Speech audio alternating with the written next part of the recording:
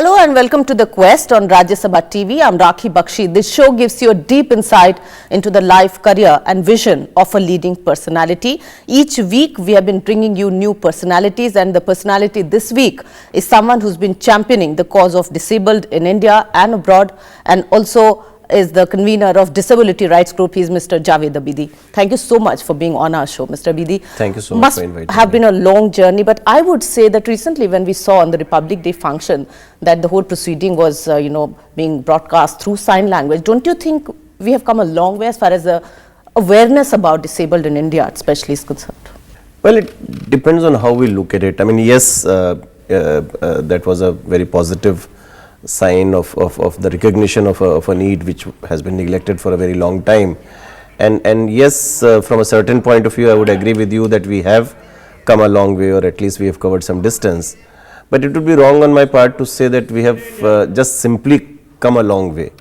That's why. So talk to us about the journey. If we look at it, overall, I think that we are not even at 2, or if I'm very charitable, at 3 on the scale of 10. So we still have a long way to go, considering that we are a democracy, considering that we are India, considering that we are one of the leading nations on planet Earth. So we still have a long way to go. As you're saying yourself, 3 on a scale of 10, but how this struggle has been for you personally? I mean, of course, you as an individual, you've really looked at it, fought for it, but we are talking about almost 6% of the population. Yeah, easily 5 to 6%. I mean, 60 to 70 million citizens of India are affected by one disability or the other. And just to again give you a perspective, 60 to 70 million is more than the entire population of Great Britain, or more than the entire population of several countries of the world put together. So we are talking of a very large number of humanity, or a very large number of people. One of the points which has also come into focus is that earlier it was only looked as a from the medical angle, but we have to look at it from so many angles, socially, emotionally and all that. So how would you look at the current scene? I mean, of course, we'll later talk about the bill which is coming up, but talk to us about the whole scene which is there and the understanding and sensitivity which should be attached to it. See, so far in India, disability was looked upon as a charity, from a charity point of view, and that is one of the biggest mistakes that we made in retrospect. Exactly. Disability was never a charity issue. Disability always was a development issue. The entire outlook towards disability, as you yourself said, as a medical model, that I am disabled because I don't have legs, I am disabled because I don't have eyes, I am disabled because I don't have ears. That's completely wrong. Because what we are saying is that it is not my disability which is my handicap, if you think about it. It is the environment around me, it is the barriers around me, it is the barriers which society has created that makes me handicapped. I'll give you an example. If I'm on a wheelchair and if I go to a building and there are 5 steps, I'm handicapped. Yeah. You make a ramp, I'm equal to you. You go up the steps, I go up the ramp. Exactly. Right? If I'm a blind person, I'm sitting in front of a computer, I'm handicapped. You put JAWS software into it, I'm able to operate it like any other person. Yeah. So the point we are making is that the physical limitation that one may have, because after all, nobody is perfect. All of us have handicaps. Could we have some or the other vacuums or and since you talked about the disability rights bill or legislation that we have worked so hard upon, that is the paradigm shift. The paradigm shift that we are looking for is to firmly move away from the paradigm of charity to the paradigm of rights. So talk about the journey from 1995 to 2014, the first time that the act came in, the older one, and now of course we have traveled, let's say, some miles. See, the 90s was the first time that India started looking at disability as a rights-based issue. We got the 1995 law. I am personally glad that we got the 1995 law, because that was the law which gave us the foundation on which we were able to build upon. Having said that, when we look back, I'll have to concede that the law was not perfect. I would have to concede that it was very narrow in its definition of disability. I would have to concede that there is not enough in that law for many of the disabilities. And certainly it was not the rights based model, it was a charity based model. We have covered, as you said, a long journey. The most significant shift along the journey was 2007 when India ratified the United Nations Convention on the Rights of People with Disabilities. After and India was very bold. I mean, I, as a citizen of this country, was a very proud Indian when India ratified UNCRPD, because India was amongst the top nations of the world to have ratified CRPD, much ahead of America and Germany and Japan and Australia and How all do you others. think that was path breaking? Because we are here, I mean, we have this habit also of comparing to other countries. And as far as some of the development models or issues involved with that are concerned, we sometimes lag far behind. So this is what you're telling me is kind of surprising. No, I'm glad that you brought it up, because even in those days when we were having those debates, bureaucrat of the Social Justice Ministry said exactly that. He said that, "Arey abhi to unhone nahi kiya, unhone nahi kiya, unhone nahi kiya." So I got very angry and I said that, are you always going to be lagging behind? I mean, are you always going to follow the model that America has to do it or Europe has to do it, and then only you will do it? When will we reach the day when we as Indians are the ones who are leading, that we as Indians are at the forefront of a particular issue, right? So therefore I am saying again that when India ratified CRPD, for me as an Indian, for me as a disabled Indian, it was a great day that my nation was amongst the first nations in the world to have ratified the CRPD, and that was a huge paradigm shift. And that is when the disability movement came forward, and the disability movement went to the new minister and demanded that now what we need is a new law.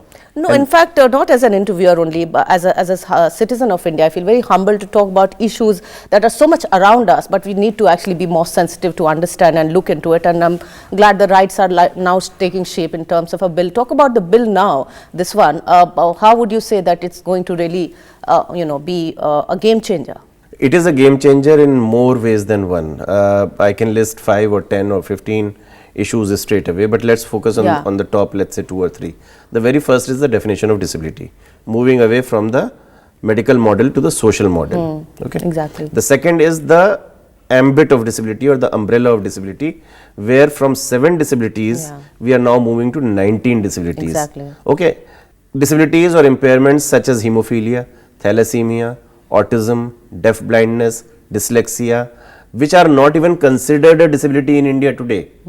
If you look at the definition of disability, these conditions are not under that definition, and as a result of which lakhs and lakhs of people, I would dare to say millions of our citizens, are not even considered to be disabled.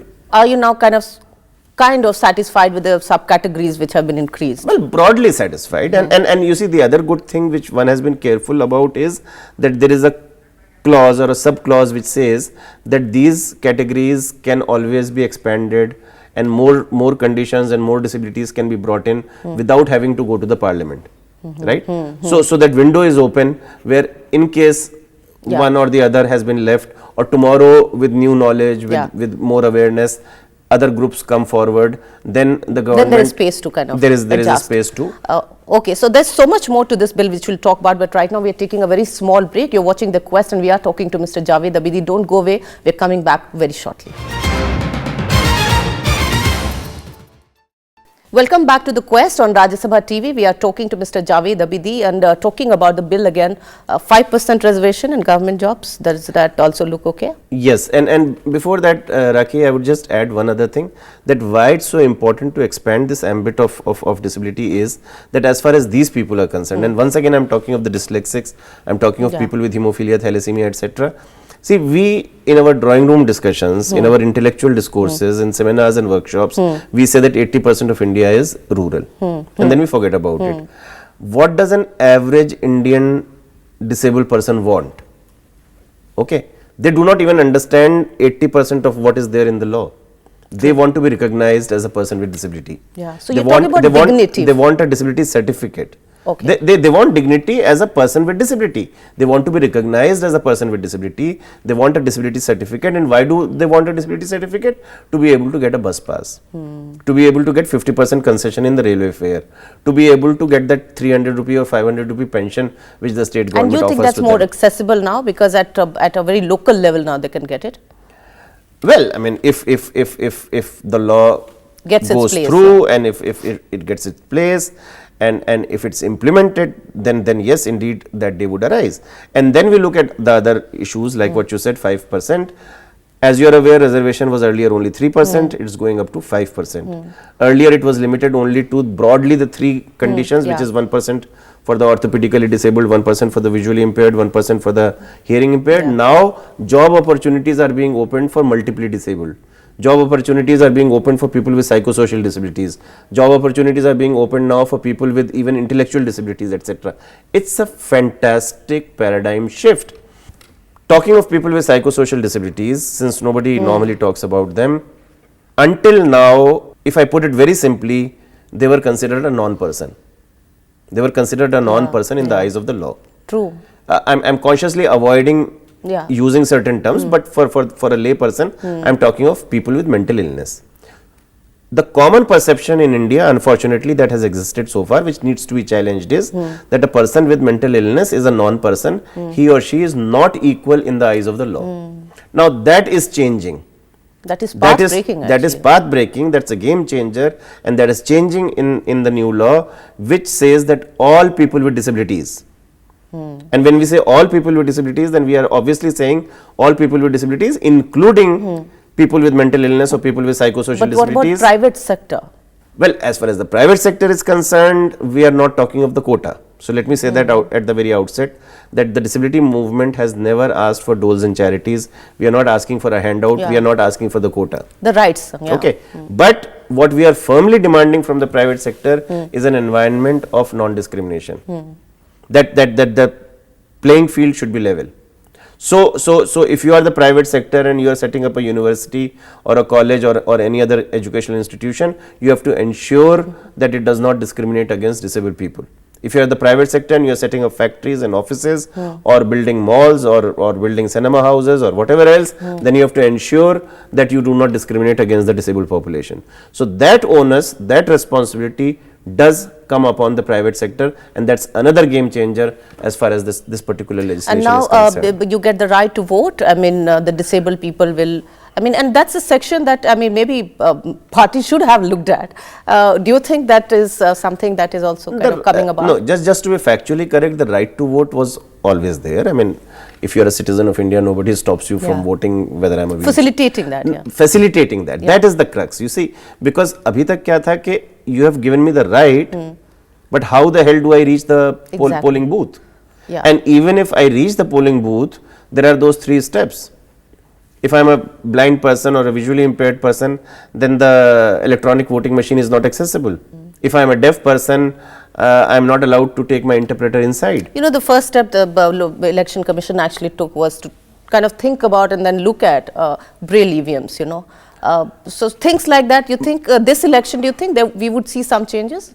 Well, I hope so. I mean, we are all hoping if everything. No. There is a Supreme Court order. There is a Supreme Court order of almost 10 years ago. But again, what you were referring to earlier, it's an issue of implementation. The orders are there, the policies are there. But even today, we get complaints from disabled voters, which says, okay, when we went to the polling station, the ramp was missing, or the electronic voting machine didn't have the Braille signage, or whatever other. So many other things that supports them. So and helps them, implementation is really the key, and we hope that the Election Commission would be alive. Talking about the whole journey and movement about and towards this bill, I would say also, since we are in the midst of a session, how would you look at it? There have been all kinds of thoughts, so-called consultations and divisions, I would say sometimes, of opinions. So how would you look at this whole framework behind the, let's say, the bill, the journey? The last 10-15 days or a month has been the most interesting phase of at least my life. I have received a lot of bouquets and at the same time a lot of brickbats, and it's fun.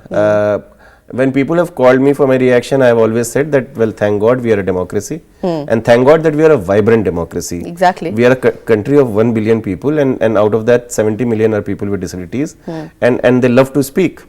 And it's good that they love to speak. So, I would like to refer to some of the groups who said that, you know, the original draft and the final, picture that came in, there were gaps, and so everybody had a voice and everybody had some kind of.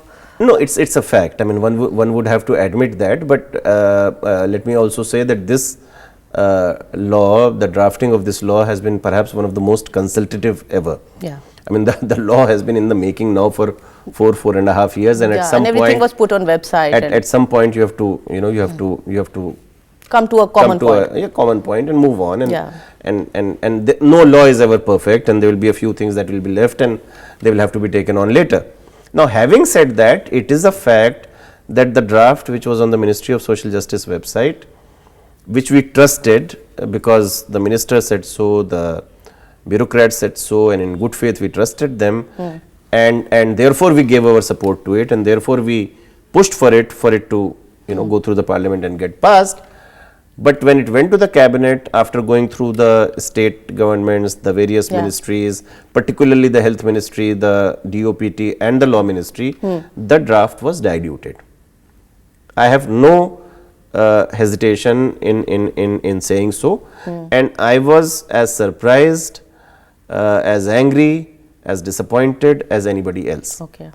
And that is when we all came together, we all pulled our heads together, we all sat down and said, well, what are the things that we have to get changed? And we came down to a list of 20 non-negotiables. Okay. We all agreed that unless these 20 non-negotiables are agreed upon, we would not want this law to get passed. And then we rushed to the government, we went to Mrs. Gandhi, we went and had a meeting with Mr. Rahul Gandhi. Both of them were extremely sympathetic, empathetic, and on Mrs. Gandhi's personal intervention, the government moved.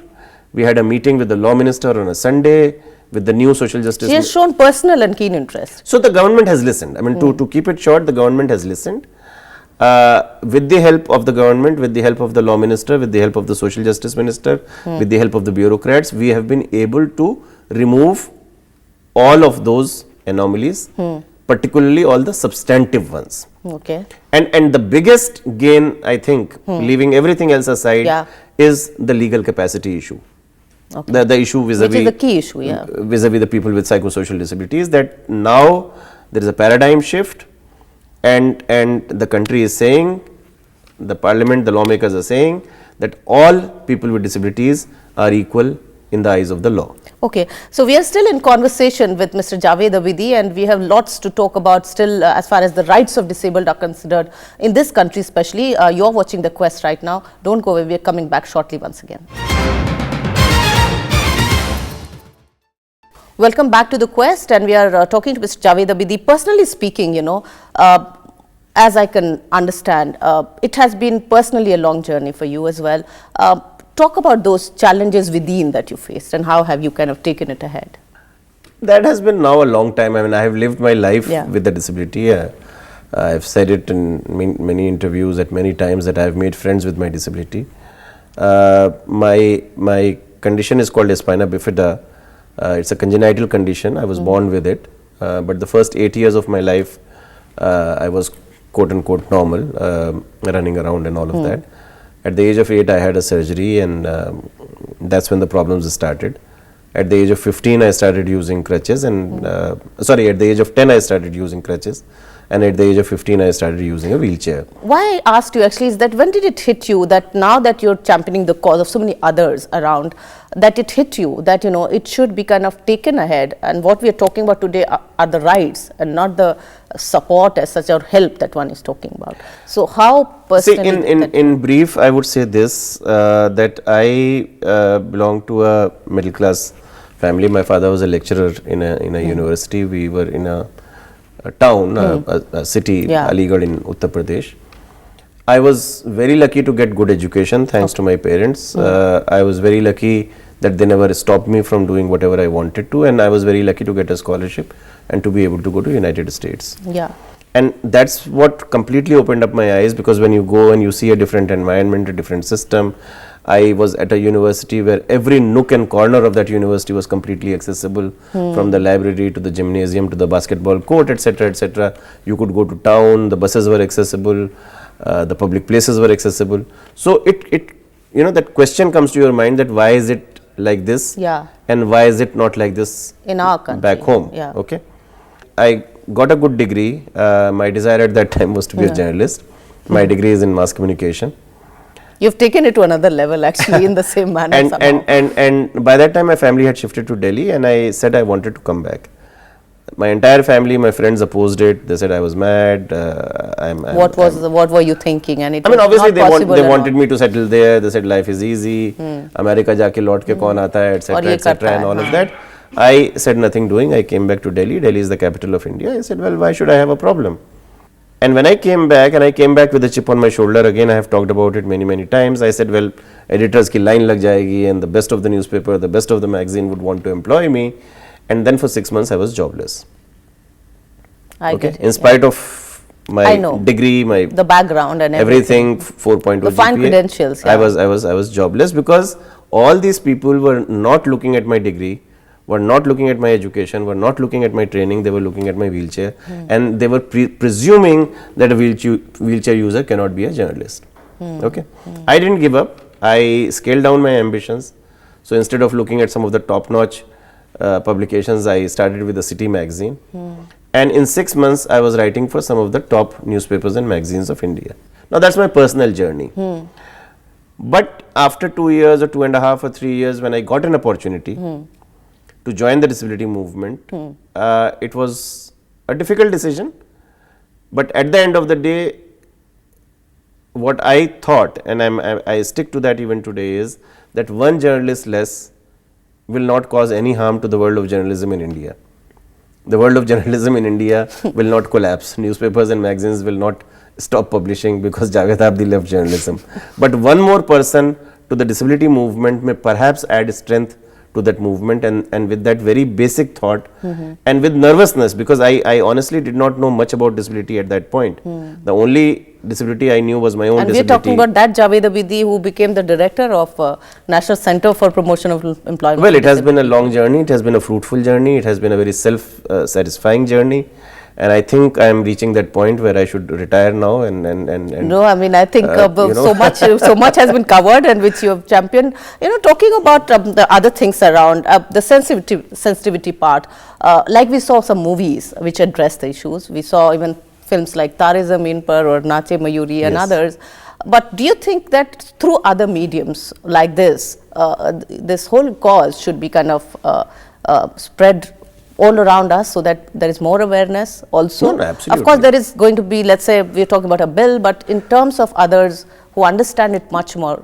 No doubt about it. I mean, you are yourself from the world of media, or even if one is not from the world of media, it's a common sense issue that the thing that matters the most is awareness.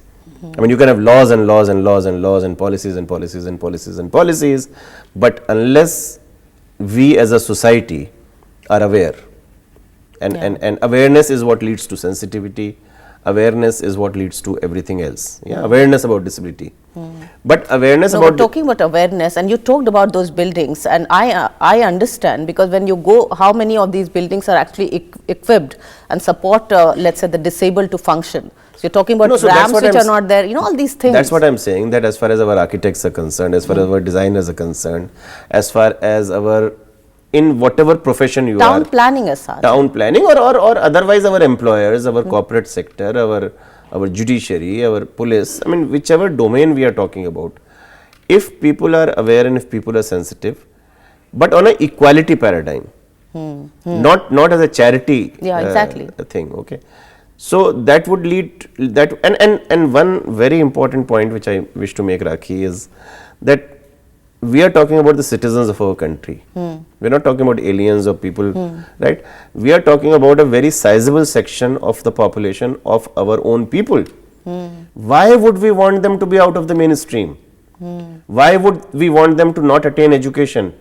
Why would we not want them to be productive citizens by being able to do jobs and by being able to pay taxes? So therefore, I am saying again and again that disability is a development issue. Disability is You a said it progress now. issue. Yeah. Disability is not a charity issue or not a medical issue Do you at think all. also, as a country, we have now kind of, I'm talking about other things happening around also, there's more kind of understanding of issues which are socially relevant around us? Do you think that we are in a time like that?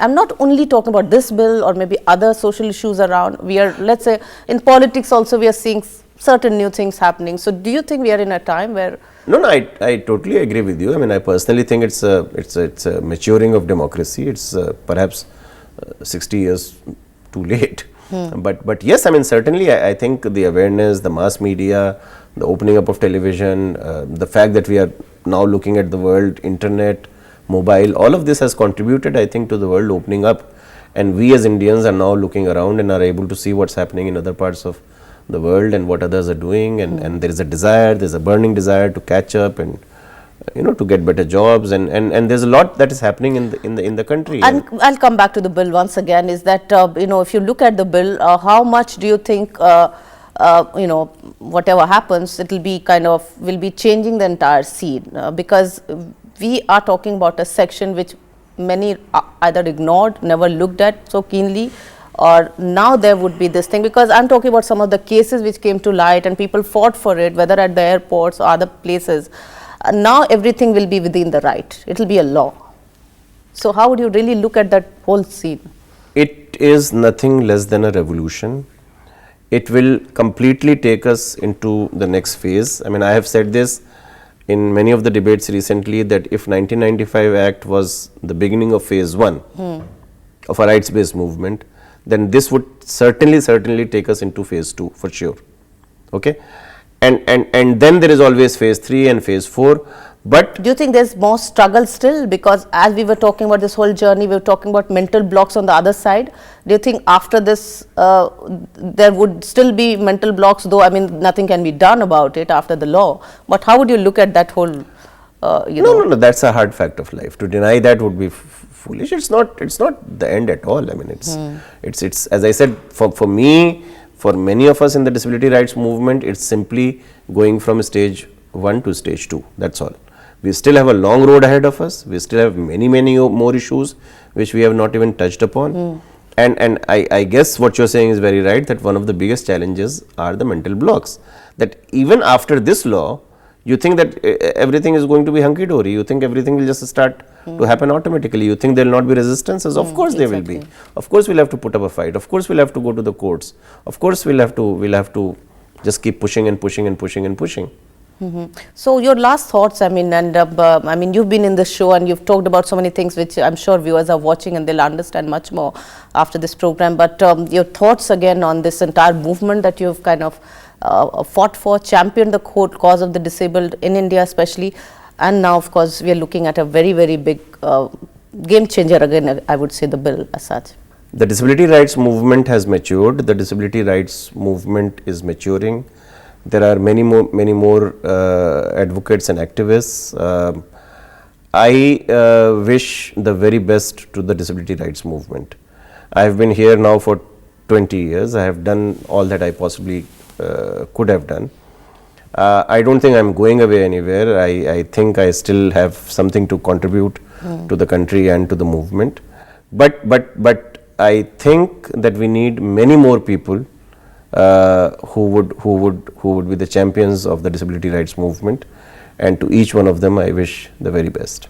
Thank you so much for coming to the Quest, and all the very best, Mr. Javed Abidi, that you've been doing, and I'm sure you'll be doing it more further also, and you have a long journey yourself to travel on. Thank you so much once again, and we were in conversation with Mr. Javed Abidi. Hope you liked this particular edition of The Quest. Keep watching. Namaskar and bye-bye.